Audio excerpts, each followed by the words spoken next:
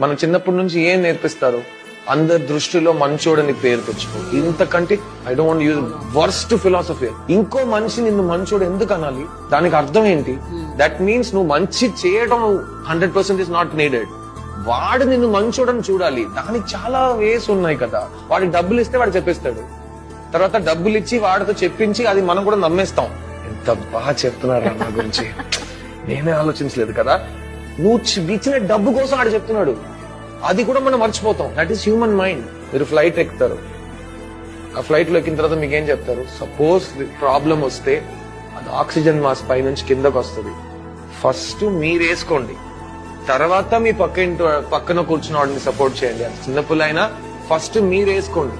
ఎందుకంటే మీకు ఆక్సిజన్ లేదంటే మీరు ఉండరు, మీరు వేరే వాళ్ళని హెల్ప్ చేయలేరు. అదే లైఫ్ కూడా. ఫస్ట్ మిమ్మల్ని సంతోషంగా మీరు చూసుకోండి. మీరు సంతోషంగా ఉంటే మీరు వేరే వాళ్ళని సంతోషంగా చూసుకోగలరు.